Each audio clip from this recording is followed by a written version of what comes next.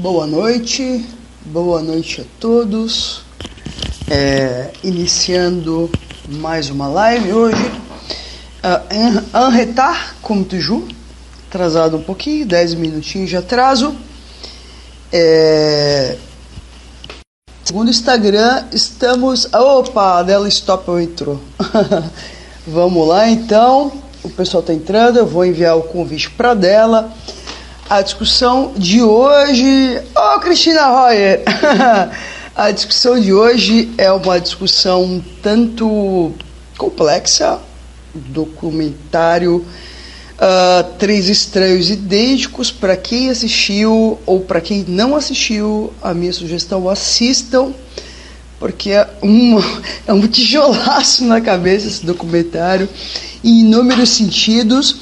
Eu vou encaminhar aqui o convite para a Adela Stoppel.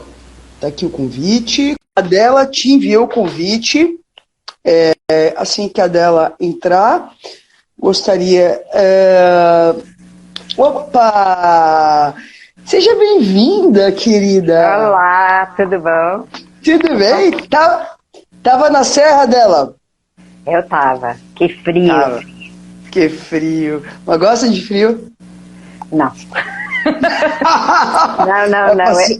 Eu vim morar num país tropical, então a Patagônia não combina com o Brasil. É verdade. Vamos lá. Adela, hoje a nossa live. Que tijolaço documentário, Adela. Muito surpreendente. Eu quase passei mal assistindo, juro por Deus, em inúmeros sentidos. Tá? Para quem está acompanhando, pessoal, a live de hoje chama-se Atualidade da Pesquisa Psicanalítica com Gêmeos, com a psicanalista Adela Stoppel. Adela, o teu currículo é enorme, eu não vou ler. Tudo bem.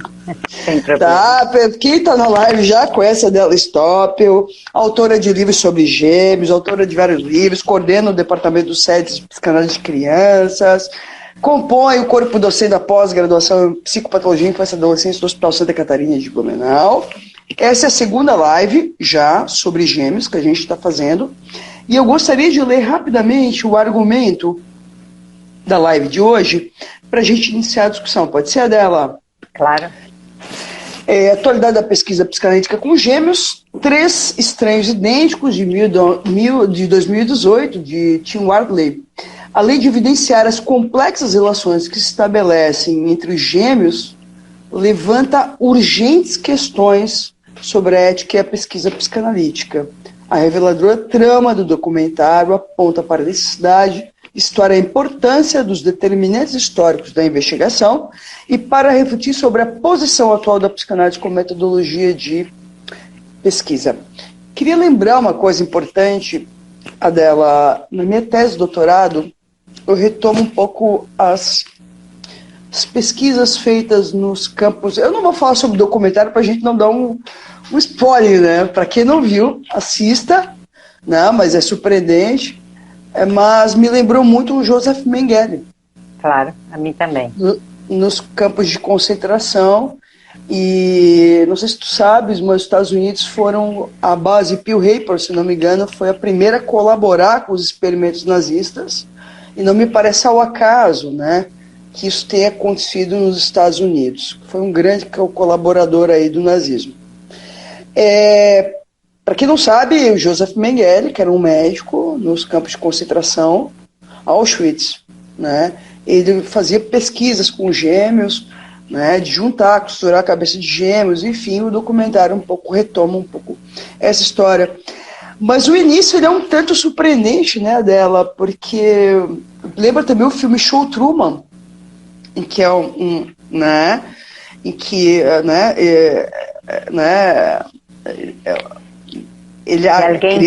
que diz: em que mundo estou vivendo, qual é a minha realidade, quem sou eu, de repente, né? Porque, bom, acho que a gente não dá muito spoiler se diz que um jovem de 19 anos vai para a universidade e, de repente, é o seu primeiro dia de aula e todo mundo vem cumprimentar, abraçar, dar beijos.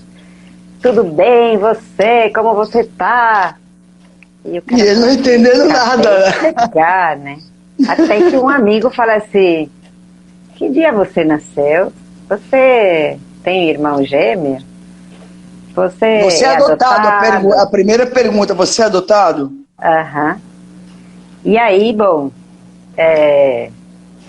ele conhece só aos 19 anos seu irmão e mais tarde conhece um outro irmão e aí eles ficam sabendo que eles foram separados quando eram bebês, mais ou menos aos 6 meses de idade.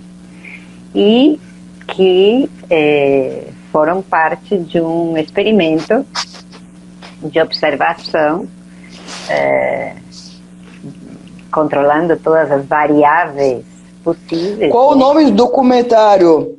Três Estranhos Idênticos, de 2018, está no Netflix. Muito bem escolhido, né? O nome, eu achei que tinha uma síntese, né? Porque justamente coloca essa questão de encontrar de repente um estranho idêntico, né? O fascínio que isso causa, né? Que a gente estava falando na outra live, né? Uhum. Então, achei interessante isso, o esforço que eles fazem por encontrar identidades, apesar de serem perfeitos desconhecidos, né? Uhum. Então claro, eles se tornam também um fenômeno midiático, né? Claro, mas é isso que eu queria te perguntar, que me chama, porque veja, quando eu digo documentário é um tijolaço, não só pelo final, mas pelo início. O efeito de fascínio que produziu na mídia da época. Sim. É algo impressionante, e é impressionante. E aí seria a minha primeira pergunta dela, como ler a impressionante, porque as pessoas também identificam que se tratava de gêmeos pelo movimento das mãos, pelo modo de se movimentar, lembra disso?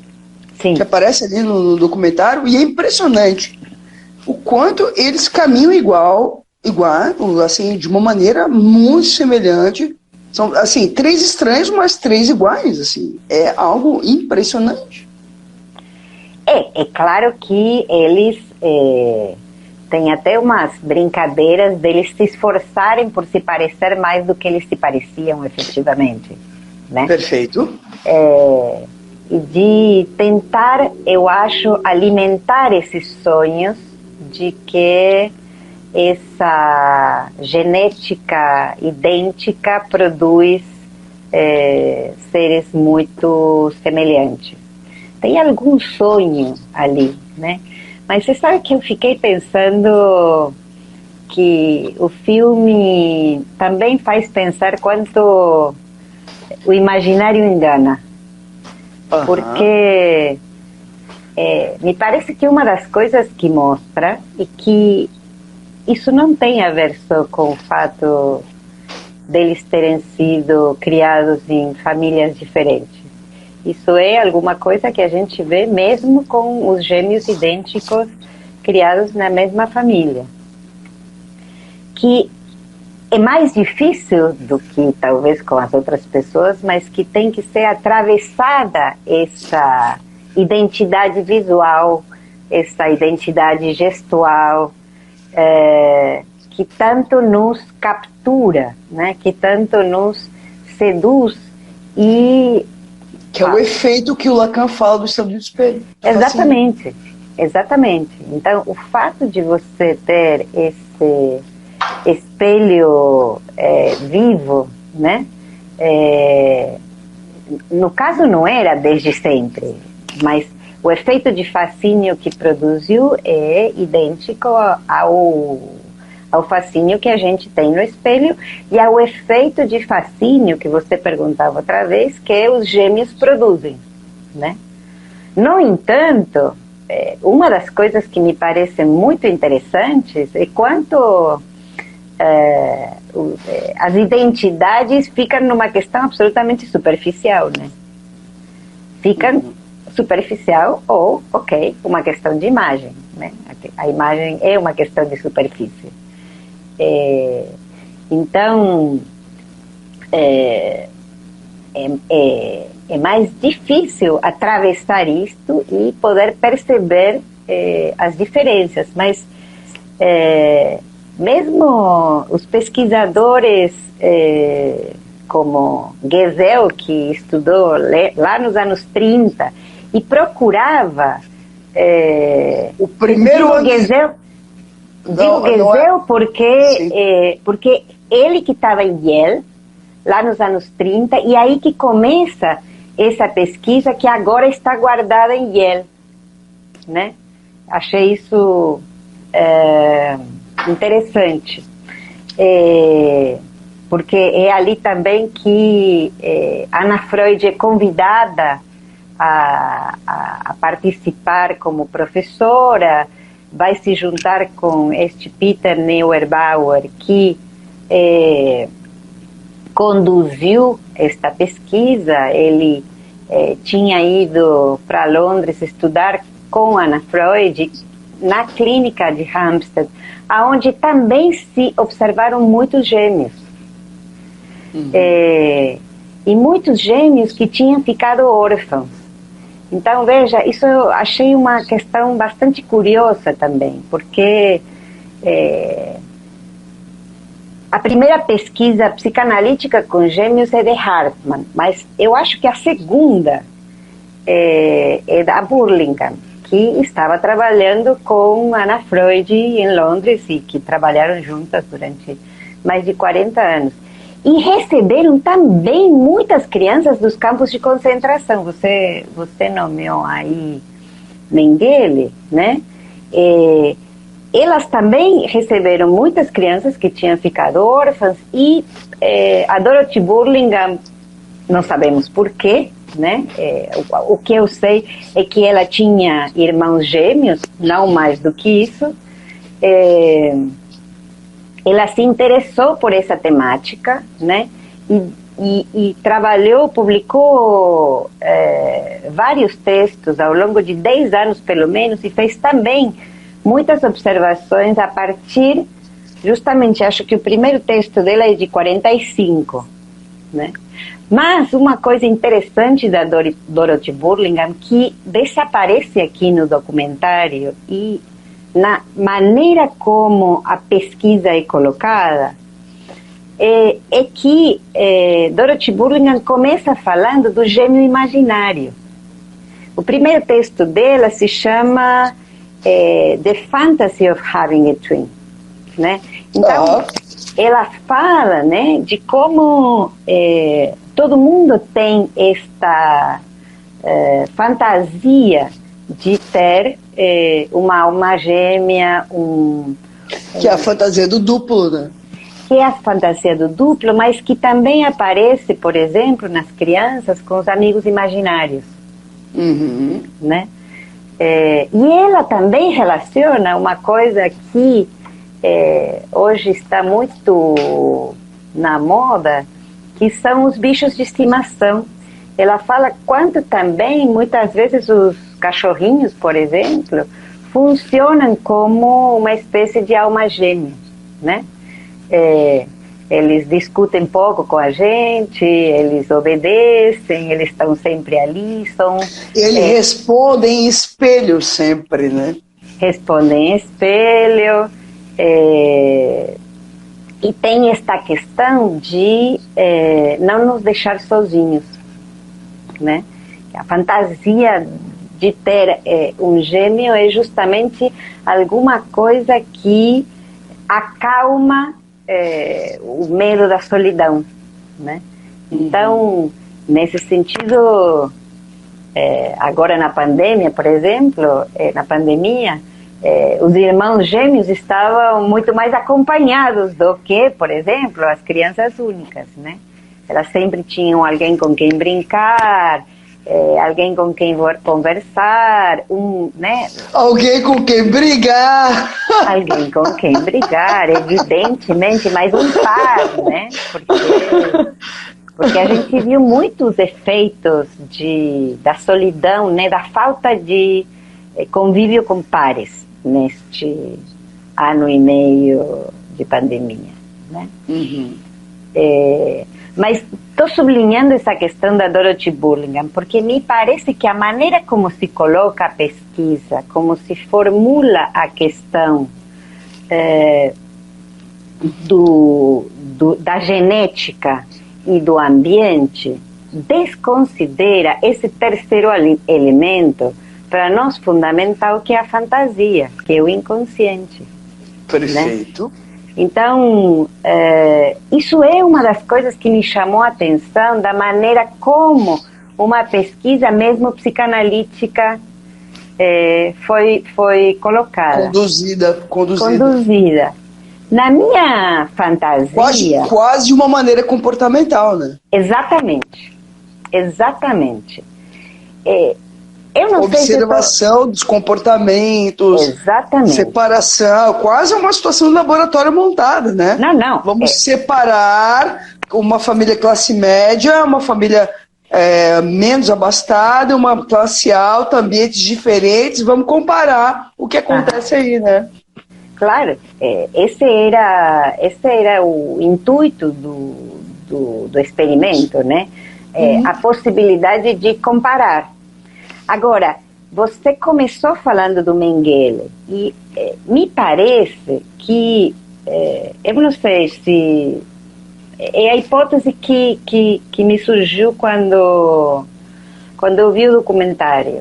Mengele queria justamente provar a força genética, porque ele estava preocupado na questão da raça, né? Provar a superioridade genética da raça ariana. E a segunda questão que ele aparentemente queria com os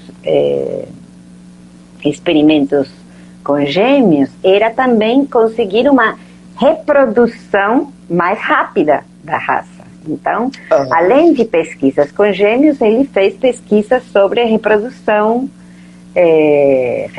assistida, digamos, sobre fertilização, né? E o que ele fazia eram esses experimentos para multiplicar, né, a produção de embriões. Mas então, eu acho que isso não é uma coisa que eu acho. Ele queria provar essa força genética, né? Me parece que esta pesquisa talvez queria provar o contrário. Mas tudo bem, mas também lembrando que as pesquisas do Francis Galton contribuíram muito para essas experiências feitas nos campos de concentração, né? Do Sim, Galton. Também ele é um precursor dessa pesquisa com gêmeos. Claro. Agora, eu acho que aqui se tratava de uma maneira experimental muito colada no positivismo, né? E numa psicologia que justamente desconsidera o inconsciente, provar, como então famílias diferentes em ambientes diferentes resultavam em a formação de personalidades diferentes. O que nesse sentido me parece que vale a pena para nós pensarmos como uma primeira questão que a observação no nosso campo é absolutamente insuficiente, porque se nosso campo é o do inconsciente, o inconsciente não é um observável, né? Então, por isso que o outro dia eu destacava a questão da importância da relação, né? No caso dos gêmeos, da relação entre os gêmeos, mas aqui também se trata, evidentemente, não só do ambiente, mas das relações familiares que se criam, e nesse sentido, dos determinantes inconscientes dessas relações, né?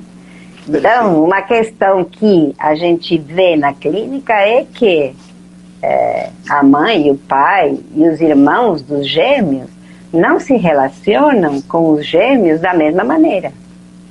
Assim como uma mãe não se relaciona da mesma maneira com dois filhos com idades diferentes, né? Então, o que nós temos nesse a mais digo, a relação da mãe com os filhos, do pai com os filhos, dos irmãos entre si, e essa relação, o Zarzó fala, essa fraternidade em excesso, né, que representam os gêmeos, né? E que, assim como tem essa comunicação tão íntima, também tem essas brigas tão fortes e até mortíferas, né? Como falávamos Adela, agora te escutando, me veio uma coisa importante. Eu fiquei impressionada no início do documentário. Eu estava revendo agora, antes da live, e o quanto... porque tem algo importante, né? No início do próprio documentário, que um vai falando e vem um amigo, sempre tem um testemunho na cena, reforçando essa semelhança. E é interessante o quanto eles se esforçam para se tornarem gêmeos. Sim. Completamente idênticos, tanto que num programa televisivo pergunta assim, os três fumam a mesma marca de cigarro? Sim, Marlboro. Os três gostam de mulheres mais velhas? Sim, os três gostam. Assim, quase como se fizessem dos três um. Claro. E é isso que produz todo o fascínio, mas agora te escutando, que é uma coisa que confunde o início do documentário, né? Que, claro, é esse olhar e esse efeito de fascínio que o outro social também contribui, que faz com que eles também se esforcem para se tornarem cada vez mais parecidos, como se eles tentam ali fazer dos três um. Impressionante. Bom, eu acho que eles têm um efeito de fascínio que eles têm, entre eles, evidentemente, mas também muito rapidamente eles devem perceber o efeito de que o efeito de fascínio que eles produzem é se eles se mostram parecidos e não se eles se mostram diferentes. Então, eu acho que eles respondem ao efeito que eles produzem no outro, né? Se tornam laço, eles participaram do filme com a Madonna. Lembra? Sim, Procura-se Susan desesperadamente. Madonna, estavam os três ali. Você viu que em algum momento algum entrevistador fez uma pergunta sobre adolescência e sobre situações difíceis ou alguma coisa assim, e aí a coisa começa a mudar para o cinza, né? Aí é quando aparece no documentário, bom, não quero dar spoiler, mas quem está assistindo a live vai ter que ver todo o resto. Não vai ter jeito. Mas aí que começa a falar um que foi internado, o outro que teve uma acusação criminosa. Aí começam a aparecer justamente, não são pequenas diferenças, são grandes diferenças. Então, eu diria assim, os três fumarem Marlboro não tem nenhuma importância. Os três cruzarem a perninha do mesmo jeito. Agora, um ter tido um surto, outro estar envolvido numa cena criminal, etc., vão, né? Trazendo acontecimentos traumáticos, ou seja, da história, né? Da história de vida deles, absolutamente marcantes e absolutamente diferentes. Sim, mas o que me impressionou é que, para quem está assistindo, revive o efeito de fascínio nas pessoas que estão nascendo de lá, tu entende? A gente vai se surpreendendo e daqui a pouquinho, puf, cai. Era um experimento. Não, sim, de fato, quando a gente se encontra na rua com gêmeos, etc., a gente fica nessa colagem, nesse fascínio, não consegue tirar os olhos. Né? Só um pouquinho, pessoal, para quem está chegando do que falam, tá lá no meu Instagram, no Instagram da Adela, o folder da live de hoje, com o argumento da live, sobre um documentário chamado Três Estranhos Idênticos, tá? Tá no Netflix. Vai, Adela. Por exemplo, eu estava pensando outro dia, você me perguntou, estávamos falando de gêmeos, e você estava trazendo essa questão de agora pais e filhos se vestirem gemelarizados, né? Perfeito, mesmo não sendo, né? Mesmo não sendo. Nos anos 60, 98% dos gêmeos eram vestidos iguais até os 4 anos de idade. Isso é uma coisa que a gente não vê nos dias de hoje, né? Então, eu acho que estávamos falando outro dia da questão das singularidades, das individualidades. Eu acho que foi se instalando justamente a partir dos anos 60 para cá a importância de marcar as individualidades nessas duplas, né? Claro é que um outro problema dos estudos, mesmo desde a época de Gesell, foi pensar nos gêmeos como 2 indivíduos que podiam ser comparados, né? Só para quem não sabe, Gesell, pediatra, tá? Quer falar um pouquinho dela, por favor? Então, Gesell, um pediatra, é um dos mais importantes psicólogos do desenvolvimento. Ele fez um estudo quase que diário de observação que foi muito marcante e que continua sendo, né? A grande referência, eu diria, da psicologia do desenvolvimento. Então, para pensar quais que eram as pautas do desenvolvimento, ele foi fazendo um estudo cronológico a partir dos anos 30, porque o que eu estive vendo é que em 1920 e pouco ele não dava nenhuma importância à questão do desenvolvimento. Então, isso também eu achei que era um dado interessante. Deixa eu te contar um segredo. Na graduação, eu fiz uma pesquisa financiada pelo CNPq, em que eu pesquisei bebês até o primeiro ano de vida com a mesmíssima idade, que ficavam em casa, e bebês que iam para a creche. A partir de Gesell. Olha, então você estudou, você foi marcada, né? Foi marcada. Claro. Não, e todos nós fomos marcados por isso que a gente chama hoje de espelho unilateral, né? Que é a câmera, né? Aquela de observação. Em Argentina se chamava Câmara Gesell, né? Que é aquela sala de observação. Sala de espelho. Exatamente. Mas que não é um espelho, certo? Sim, nas clínicas de psicologia, né? Exatamente, né? Então ele foi o criador, digamos assim, desse dispositivo de observação. Digo isto porque estamos falando de observação. E eu acho que um ponto importante é questionar que é para a psicanálise a observação, né? Perfeito. Porque eu acho que, mesmo com bebês, nós estamos sob o eixo da escuta, né? Claro. Nesse sentido, porque... vai. Não, nesse sentido, sempre eu formando, mesmo na faculdade, eu prefiro que os alunos fechem os olhos, né? Porque justamente temos para poder escutar melhor, né? Claro que aí a gente se encontra com o lobo feroz da Chapeuzinho Vermelho. Sim, mas eu acho que tem um ponto importante aí dela, porque eu acho que o que tu está questionando é uma pesquisa experimental que foi feita em nome da psicanálise.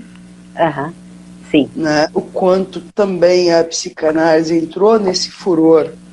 Sim.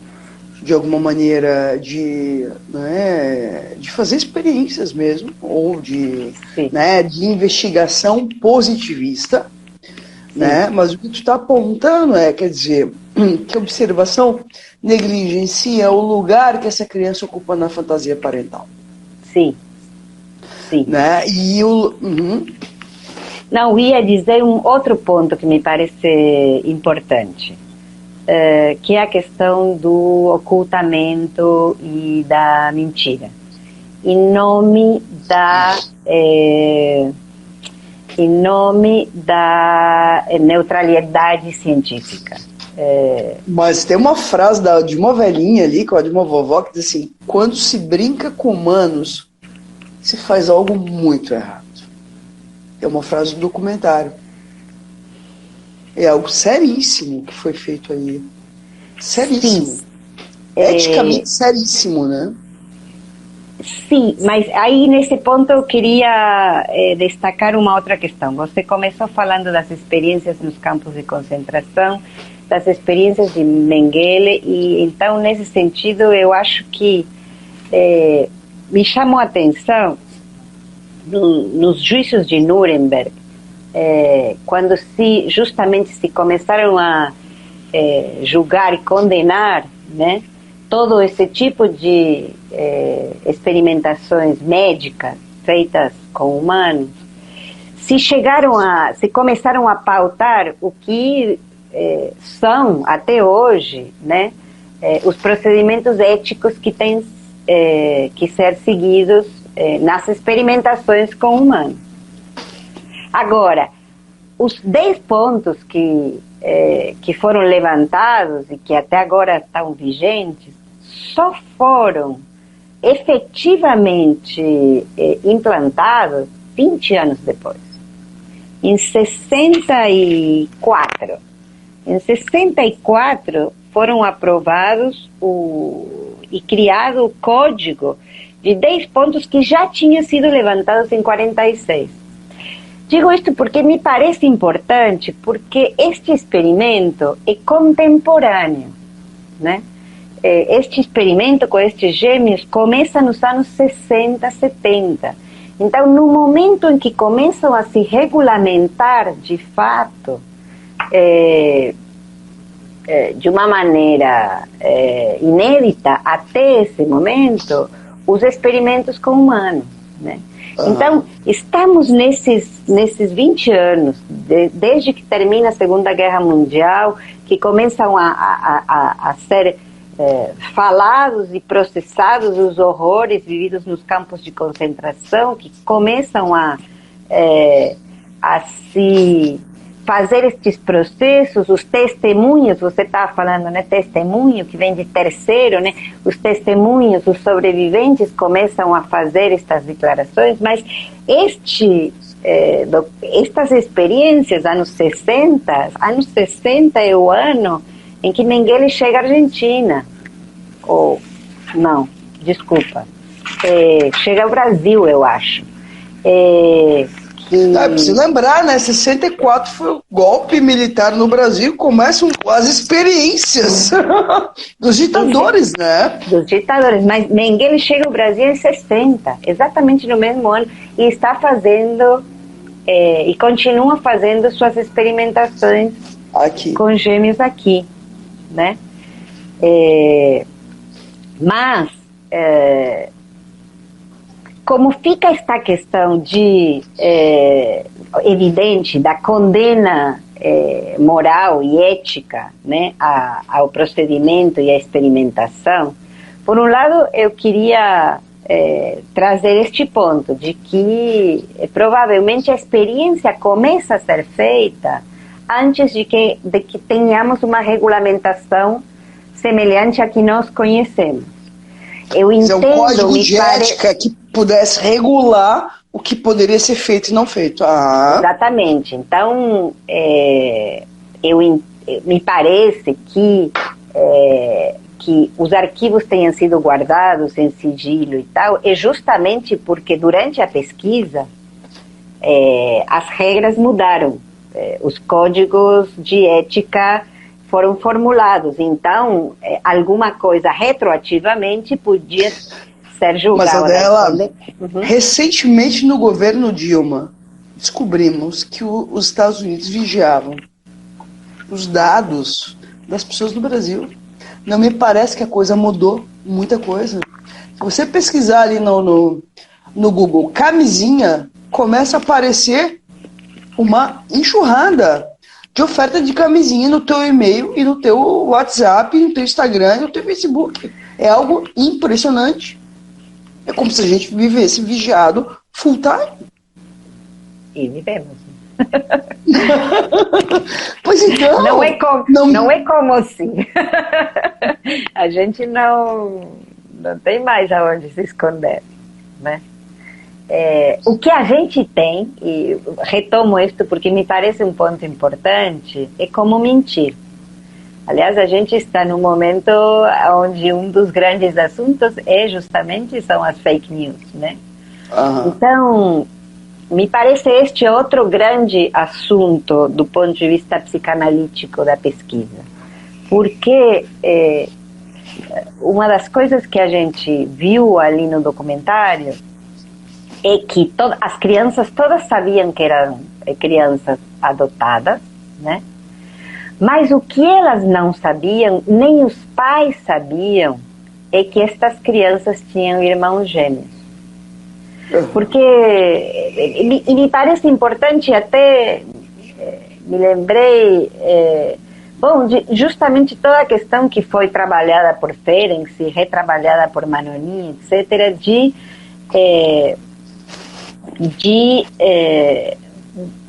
do não dito.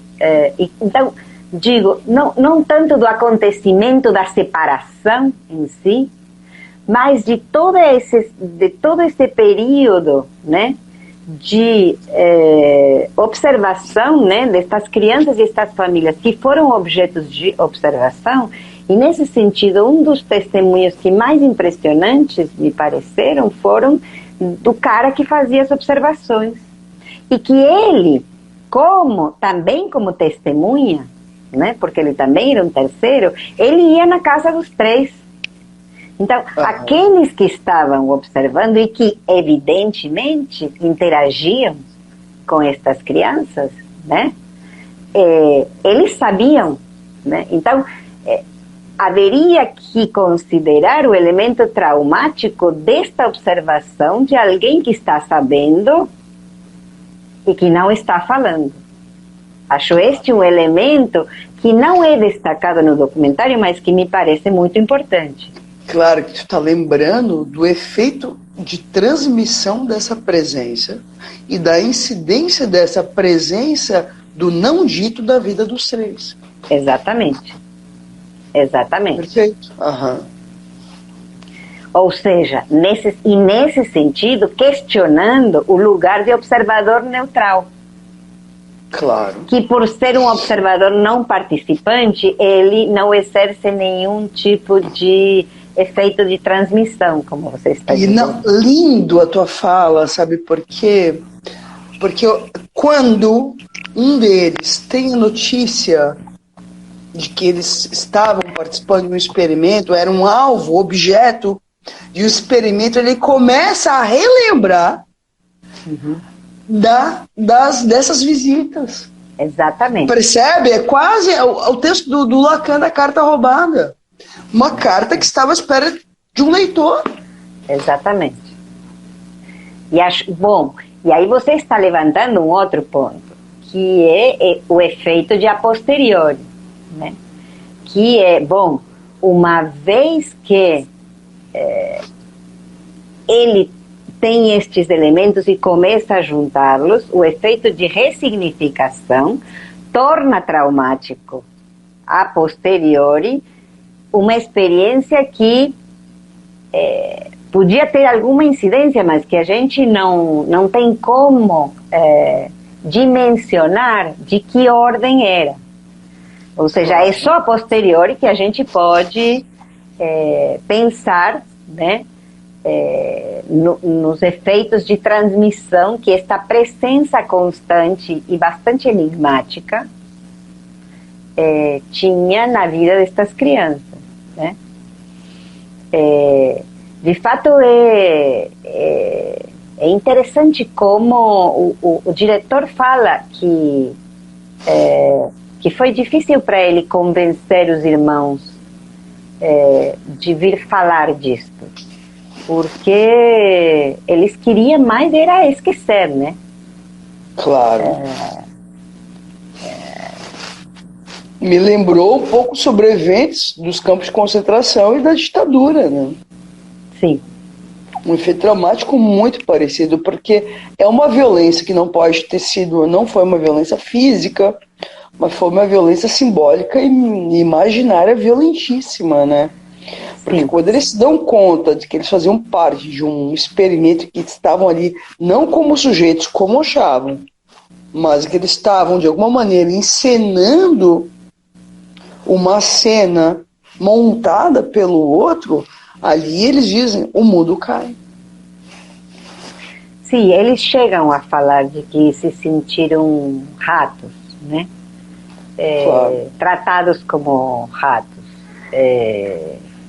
Nesse sentido, também é interessante pensar que, assim como você está falando, né, das vítimas dos campos de concentração, das vítimas de tortura, da ditadura, todo o que a gente pode chamar de clínica do testemunho também, né?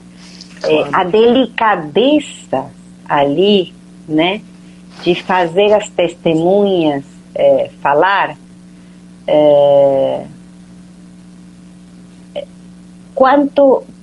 como fazer com que isto seja um processo de elaboração e não de retraumatização. Claro.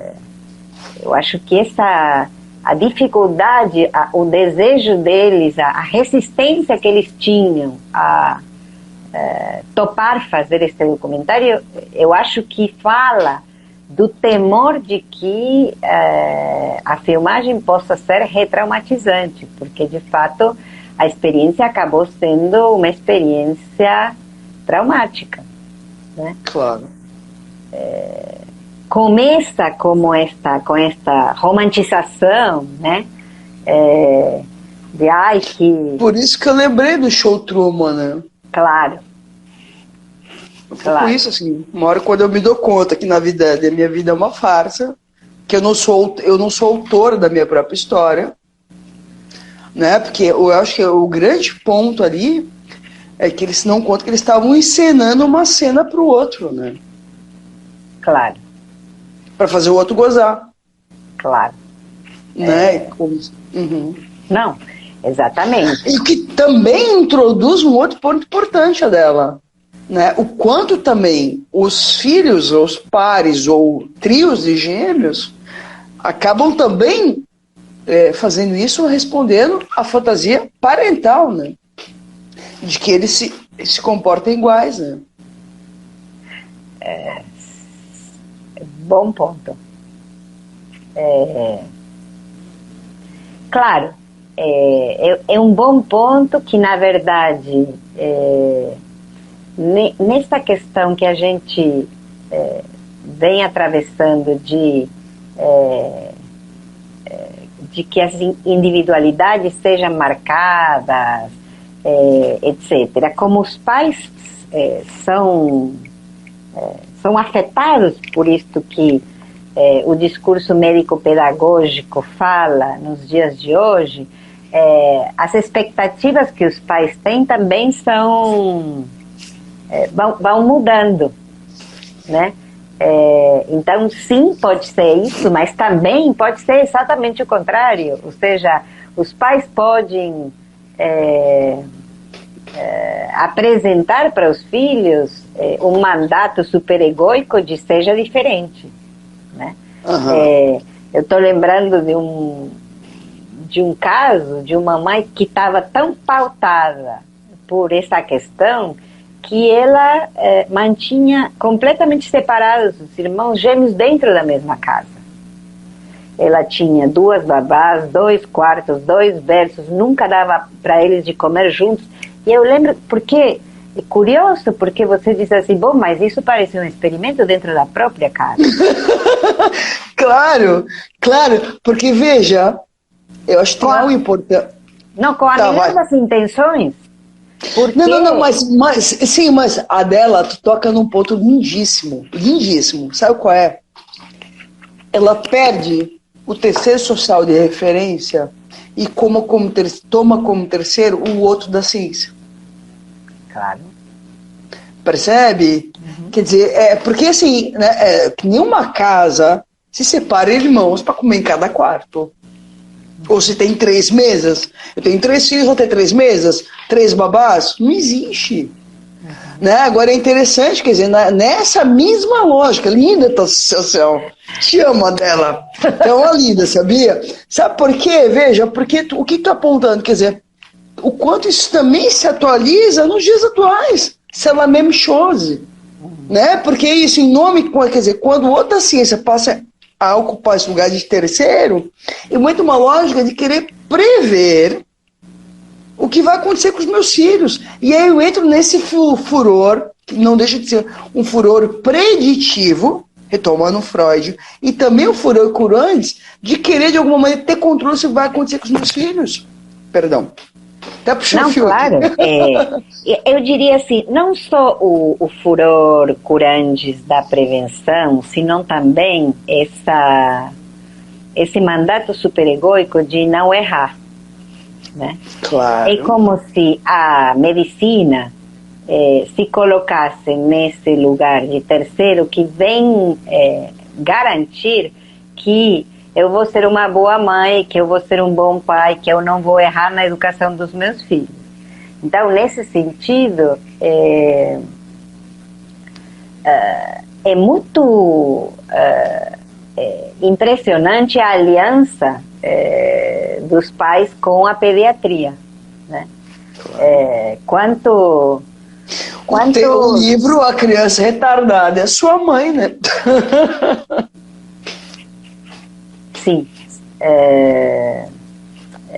Sim, nesse sentido, uma das coisas que você também, né, na clínica com crianças, eu acho que um dos grandes trabalhos é poder autorizar os pais a ter voz própria, a pensar por eles mesmos.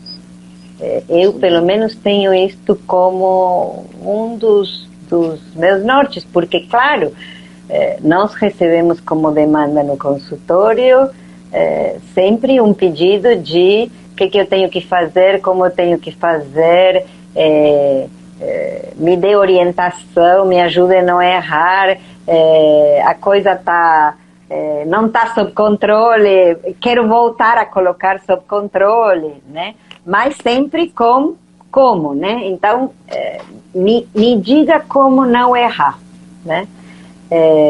Nesse sentido, bom, talvez nosso trabalho seja poder trabalhar com os pais e com a criança de maneira que errar possa ser algo que faz parte da vida, né? Não só faz parte, né, mas que possa ser algo muito interessante. Porque claro. Tomando justamente a lógica da psicanálise, é partir da falta que se produz o sujeito. Não a partir da completude. Claro, exatamente. E tropeços, mesmo que sejam traumáticos, fazem parte constitutiva de nossa vida, de nossa história. Né? Pessoas têm... Eu não sei quanto você vê isso, mas eu acho que os pais têm uma certa ideia de... mesmo nestes tempos, de tentar evitar tropeços nos filhos, né? Menos joelhos ralados, menos golpes, metaforicamente falando, né? Mas a dela tem algo da realidade. As crianças não sabem mais cair hoje. Uhum. Algo impressionante. Tem algo aí de uma criança que fica poupada em nome justamente porque eu acho que também a gente tem que ler isso na relação com uma época anterior. Uhum. Tá me escutando bem? Eu estou te escutando, eu estava querendo ler a pergunta que eu não estava conseguindo ver enquanto você estava falando. A pessoa está relembrando aqui a parte do documentário em que os três dizem que batiam com a cabeça do trauma de separação. Né? Que na verdade, né, já colocando que a gente não sabe bem, que como tem um efeito ali de um certo devaneio dos três, eu fiz isso e o outro diz automaticamente, eu também fiz. Né? A gente, na verdade, quer dizer, tem um certo efeito imaginário ali, de um certo fascínio, que a gente não sabe bem, né? Porque eles também fazem ali, são tomados por uma cena que engole os três, né? Sim, essa encenação de... Exatamente. Do igual, do trio, do igual, do duplo. Sim. Mas como estava te dizendo, essas crianças que a gente recebe hoje, que não sabem cair, que não sabem o que fazer com o joelho ralado, muito mais agora na pandemia, dentro de casa, eu acho que a gente, é uma coisa que muitas vezes eu falo para os pais, corremos o risco de fazer pessoas muito pouco interessantes, né? Como diria Contardo Caligari. Porque que história você vai contar se você nunca caiu, se você nunca ralou o joelho, né? Se você viveu dentro de uma gaiola a vida inteira. Mas aí, Adela, tu toca num ponto lindíssimo, que é o ponto da transmissão, retomando a Hannah Arendt. Porque o que os pais, né? Eu acho que tem algo aí. Os filhos que quase não... Às vezes os filhos não sabem praticamente nada da vida dos pais. Nada. Como se os pais tivessem nascido ontem. Nada. Não sabe da história parental. Essa semana eu escutei uma família que o filho não sabe nada da sua história. Mas é que é nada. Nada da sua história. Absolutamente nada. Nada. Um anonimato. Porque o que acontece? A impressão que dá que é uma criança deshistoricizada, fora da história. Fora da história do país, fora da história familiar, fora da fantasmática familiar. É uma criança que fica quase numa situação de laboratório. Não é o acaso que a gente escolheu esse laboratório para discutir um pouco a clínica de hoje. Claro. Quase uma situação de laboratório em que os pais ficam numa posição de quase cientista, tentando, vamos ver se a gente consegue, de alguma maneira, fazer com que essa criança não tenha faltas.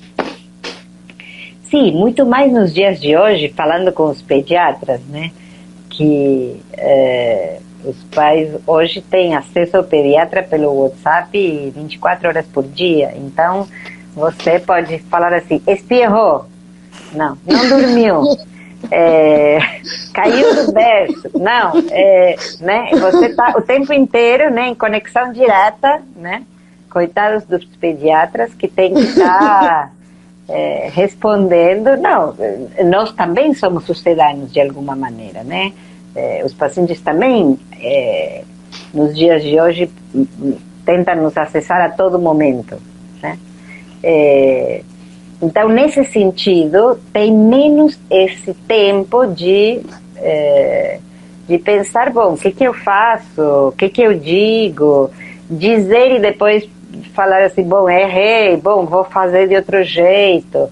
Então, essa busca, né, de garantias que a ciência daria para fazer uma educação mais protegida, mais controlada, mas Adela, menos cheia de sobressaltos. Tá, mas vamos ler isso a partir do texto do Lacan, Nota sobre a Criança. Tá? Eu acho que é importante, porque o que a gente vê hoje, né?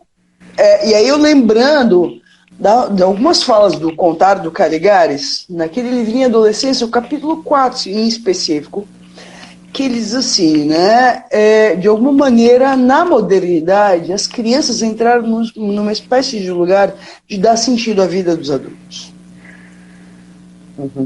Tá? O que a gente vê hoje? Estou relembrando um artigo da Leda Bernardini e da Maria Cristina Kupfer, chamado, que saiu publicado na revista Estilos da Clínica, nomeado a criança o mestre do gozo. Quem decide a vida dos pais hoje? As crianças. Sim. Quem decide o restaurante? As crianças. Quem decide o parceiro amoroso dos pais? As crianças. Que porra é essa dela? As crianças estão comandando o mundo! Veja, porque tem algo aí de uma folia, de uma loucura, que tá, de alguma maneira, é interessante, porque a frase do Freud, eu acabei de escrever um artigo sobre isso, de que, ele diz assim, que romper com uma geração e ultrapassar a autoridade dos pais é uma tarefa mais difícil. Quer dizer, sair da família, relembrando o Felipe Julián, sair da família é uma porra de uma tarefa mais difícil que tem na vida. Sim, tanto é que as crianças de hoje não conseguem sair da família, né? Claro, o que a gente vê cada dia mais os pais empurrando as criaturas. Por favor, sai! Não, Adela, o contrário. Cada vez mais os pais, eu vou te falar um exemplo, satisfazendo os filhos para que os filhos não se separem. Cada vez mais realizando a fantasia das crianças e os desejos das crianças para que as crianças não saiam. Por quê? Porque ali, mantendo a criança atada neles, eles se defendem do seu desamparo infantil. Sim, você estava falando isso e eu me lembrei que, curiosamente, é desenho desta época o Poderoso Chefinho. Né? Então, perfeito! Claro! Bom, né? 30 anos atrás tínhamos o Poderoso Chefão, agora temos o Poderoso Chefinho. Claro! Então, claro, a vossa... Porque é uma inversão da lógica patriarcal, a dela. Nós tínhamos o patriarca que decidia a vida das mulheres e das filhas. O que a gente vê hoje? Uma filha, um filho que decide a vida dos pais. Sim. A dela, que porra é essa? Porque quando eu digo que porra é essa, eu estou retomando um pouco Hannah Arendt no livro Entre o Passado e o Futuro e a Condição Humana, que isso produz um curto-circuito entre gerações. E o que a gente coloca em risco aí? A vida, a cultura e mais, a gente, quer dizer, está promovendo, o Freud vai nomear isso, né? Vai transformando a família numa grande família, colocando em risco a lógica do social, que é o que a gente está vendo colocada hoje no campo da política, por exemplo. Não sei, aí você está dando um pulo que não sei se eu estou conseguindo te acompanhar. Claro, por exemplo, a minha vida privada é mais importante do que a vida pública. Percebe? A vida social é menos importante. Christopher Lasch no livro O Mínimo Eu e o Richard Sennett no livro O Declínio do Homem Público, por exemplo. Quer dizer, a minha vida privada é mais importante, o gozo com o meu filhinho é mais importante. Percebe? A ida desse filho para a vida é menos importante. O que é importante é o quê? Que a gente gozar todos juntos aqui. Que é uma certa lógica incestuosa que se coloca também, né? Sim, nesse sentido tem esse predomínio ainda, esse exagero, eu diria, do individualismo nos dias de hoje. Está posto, por exemplo, nessas manifestações dos antivacinas. Então, você estava retomando a questão das notas sobre a criança, justamente uma das coisas que a gente tem que pensar é o lugar da polis hoje, o lugar do coletivo hoje, quanto o individualismo se viu colocado em xeque, né? Quanto justamente uma lógica de eu faço com o meu corpo o que eu quero, não dura 10 minutos, né? Você vai para a cova, não tem outra, não tem condições da sociedade sustentar isso nos dias de hoje. Mas, sem dúvida, é uma renovação dessa discussão muito forte, né? Muito forte e muito importante. E muito importante também, vou dizer lá do avesso, né? Porque de alguma maneira tem aí também um questionamento de sermos objeto de pesquisa. Digo isto para fazer o link com o documentário, né? Claro. Nós continuamos sendo objetos de pesquisa, né? Pelas redes sociais, né? Mas não é só pelas redes sociais. A pesquisa médica também, evidentemente, é uma pesquisa com humanos, não se elimina a pesquisa com humanos, né? A questão e mais ainda, nestes tempos que nós estamos vivendo, que precisou se acelerar como nunca, né? A pesquisa com humanos para conseguir uma vacina num tempo recorde, né? Defendendo a ciência, porque também é outra coisa absolutamente fundamental nos dias de hoje, poder defender a ciência, certo? Mas é claro que volta a se colocar quais são as condições da experimentação com os humanos, né? Porque nós estamos fazendo experimentações hoje com a população inteira. Deixa eu só te fazer uma observação. Eu tenho muitas pacientes que são obstetras e a discussão maior em relação à vacina foi em relação às gestantes, que envolve as crianças, percebe? Sim. Se toma, se não toma, quais os efeitos, percebe? Que, de novo, a criança aparece aí como central na cena.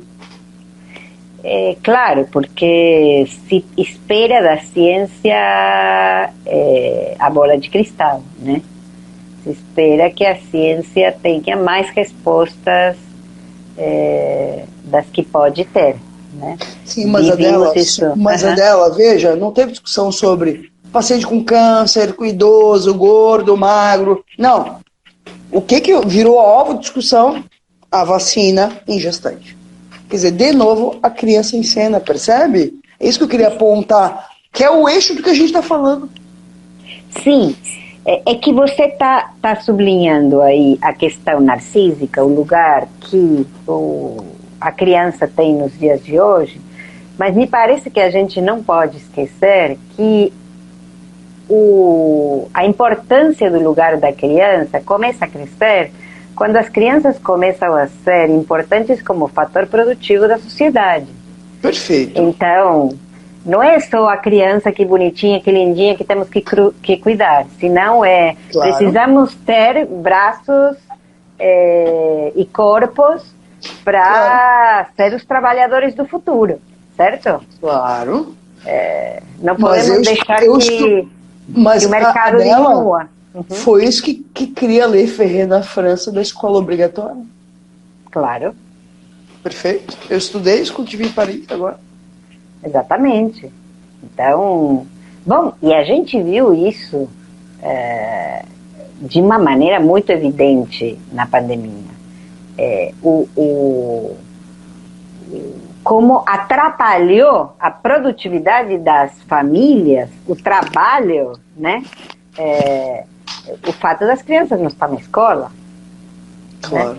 Como isto complicou absurdamente, né? Porque, ok, está se falando, não, que o trabalho,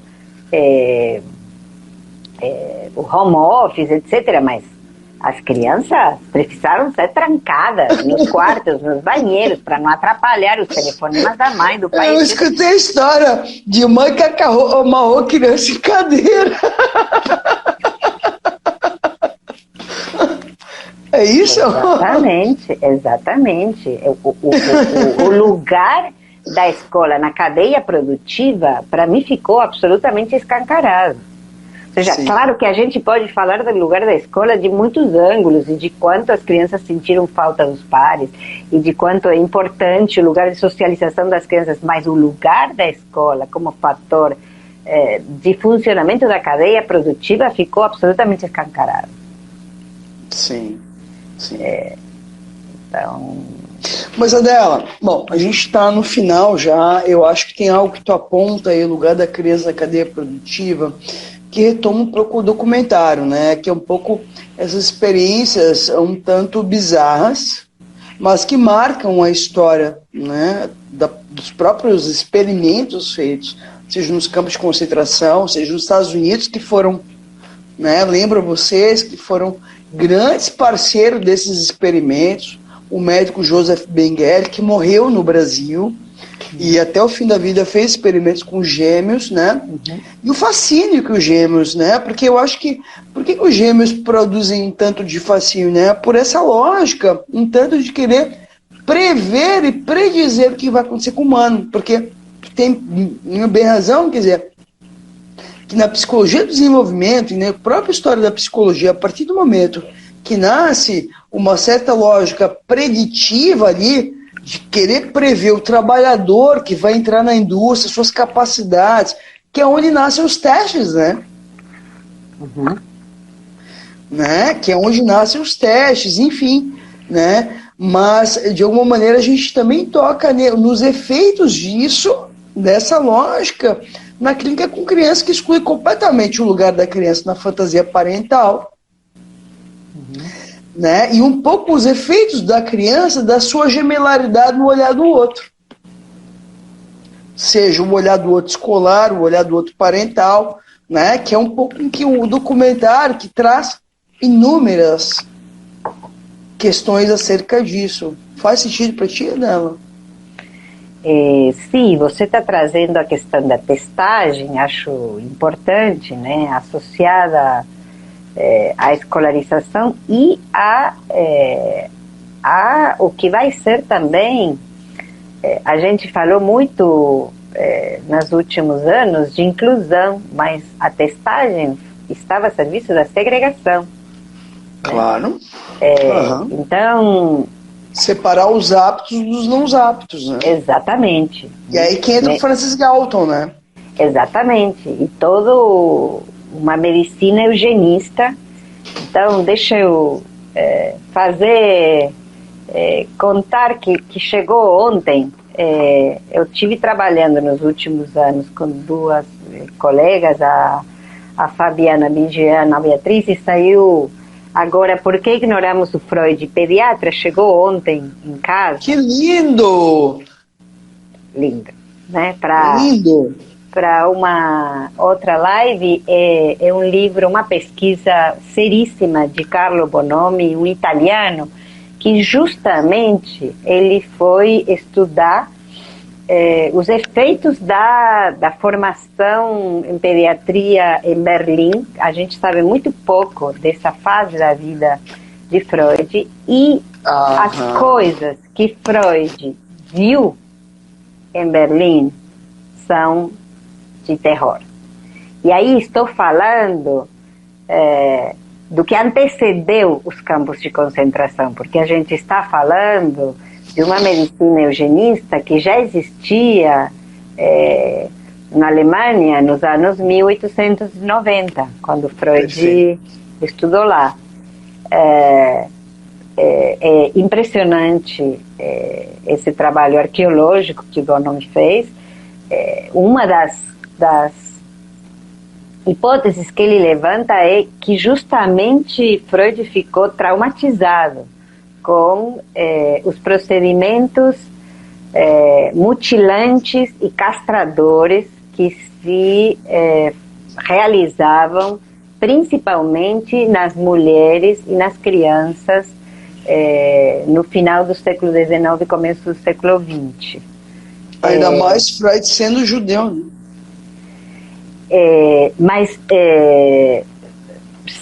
Bom, tem toda uma questão aí para continuar com a questão judaica que você acabou de levantar e que a gente nem conversou do documentário. Outro ponto delicado, mas acho que fica para uma próxima, certo? Mas só retoma o título do livro dela, divulga mais um pouquinho, a gente pode fazer depois uma live sobre ele. Claro, chegou ontem em casa, chama Por que Ignoramos Freud, o Pediatra, A relevância da formação pediátrica de Freud para a origem da psicanálise. Ele saiu pela editora Zagodoni, na coleção coordenada por Daniel Kuperman, que se chama Inquietações, é o segundo livro da coleção. Eu conheci o Kuperman em Paris. Sim. O autor é Carlos Bonomi. Eu fiz o prefácio do livro mas então, Adela, vamos marcar uma live sobre o livro. Sobre o livro, já fazemos um lançamento, uma divulgação. Mas já temos que combinar com o Kuperman, tá? Que a gente já tem que fazer o lançamento oficial, mas de fato me parece que junta aqui com essa questão histórica importante e com a pré-história do que veio ser essas pesquisas médicas que se realizaram nos campos de concentração. Quando eu li esse texto e fiquei muito tocada, justamente foi muito forte conhecer essa pré-história que de fato foi um trauma constituinte da psicanálise. Claro. Não, mas eu ia separar umas partes aqui da minha tese de doutorado, que eu discuti um monte isso e investiguei muita coisa em relação a isso. Eu acho que a gente tem boas figurinhas para trocar numa próxima live. Fala com o Kuperman, a gente combina.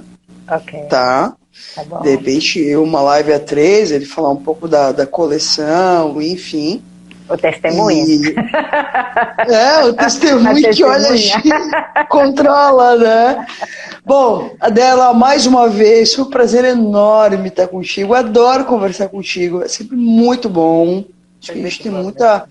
Enfim, é uma bela discussão. Obrigada pela indicação ali do documentário sobre gêmeos, eu não conhecia. Para quem não assistiu, pessoal, 3 estranhos idênticos.